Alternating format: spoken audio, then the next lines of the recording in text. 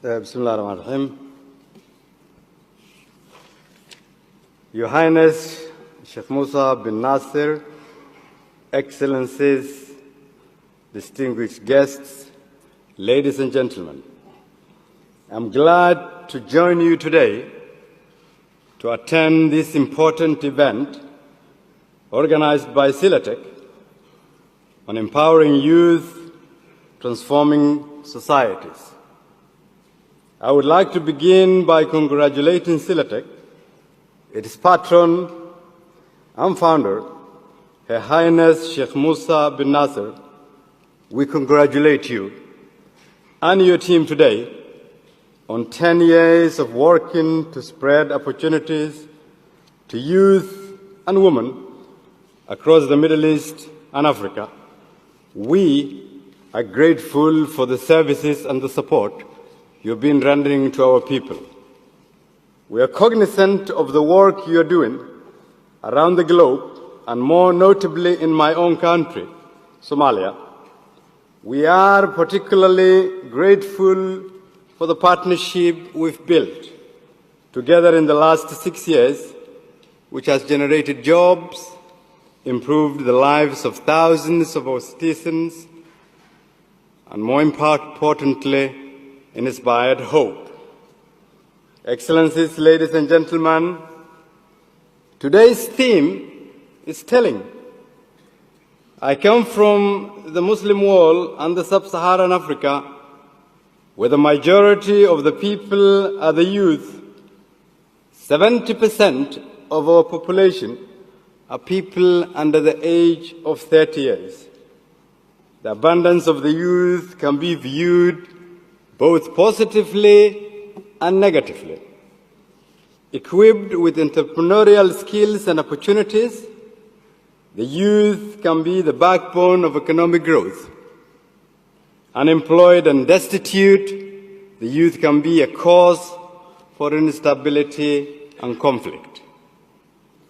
Today, I want to focus on the potential and the possibility of the youth in states, economies, and societies. In the history of my own country, as the name of the nationalist movement party reveals, the Somali Youth League, the youth were at the center of the independence movement and the post-colonial state-building process. It was the efforts of the youth of that era that gave us the legacy of being the first democrats in Africa. It is only in our recent history and under the misguided leadership of older generations that the energy and potential of our youth was utilized for clanism and extremist agenda.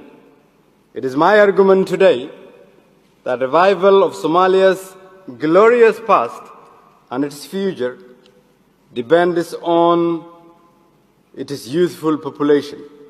It is therefore the responsibility of our generation to help our youth reclaim their hard-earned heritage and give them the opportunity to reshape our nation and their destiny. Excellencies, ladies and gentlemen, today, the prospects of our nation are immense and within reach. And in order for us to create opportunities for our youth, it was necessary for us to begin by undertaking far-reaching state reforms. Reforms that are inclusive, based on fair mechanisms, and cater to our people's hopes and aspirations. We therefore embarked on an agenda through 4 distinct roadmaps, namely inclusive politics, security and justice, economic recovery, and social and human development roadmap. By structuring our work, we have been able to function more efficiently, coordinate better, and to allocate our resources to Somali priorities. At this critical juncture of our state-building process, the greatest opportunity for Somali's youth is undoubtedly in the process of democratization. As we speak today, we are adopting a new electoral model that will enable a system of one person, one vote, which will pave the way for multi-party democracy. New power sharing mechanisms, review of our constitution, and resource sharing mechanisms are almost at the completion stage. As a result of these reforms, the hope of our youth can be seen in their renewed involvement and increased political participation and political debate that are shaping in our country.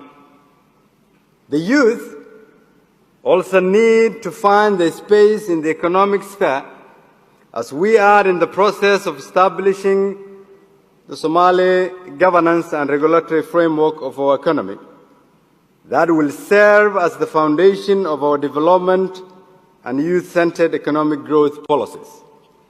We are therefore nearing completion in the development on sound public financial management systems, employment policies, poverty reduction strategy, investment policy, anti-corruption laws, and most importantly, re-engagement with international financial institutions. Our close working relationship with the IMF and the World Bank and the achievements we've made in our reforms in just 2 years is a testimony to the commitment we've made to reform our nation. The prospects of re-engaging with the IFIs are so strong that, in fact, pre-arrears clearance and debt relief for our nation is within reach. Investments made by organizations like Celatec is supporting these reforms. We are also undertaking massive initiatives to reform our public sector at large, focusing on unprecedented security sector reform and civil sector reform. We're taking bold and strategic decisions to give our youth an opportunity to take up leadership roles in both these critical sectors. The formation of a new institution with the youth at the helm will not only empower them but also lay the foundation for healthy state-society relations. Just think about it. With 70% of our population being youth, every policy devised, every company established, every sector invested in, every job created is an investment in the youth in our country. Excellencies, ladies and gentlemen, while the agenda I have laid out will have an impact on the growth and future of our nation, the question I would like the audience to further debate are how can we ensure that the investment we are making does not strengthen the power and the position of the few elite, but rather give an opportunity to the majority, who are youth. We further ask the question on how can we change the prevailing narrative that aided the elite and sustained the war economy in fragile states like Somalia. We further ask what kind of innovative policy instruments can post-conflict societies utilize to combat the root causes of terrorism and extremism.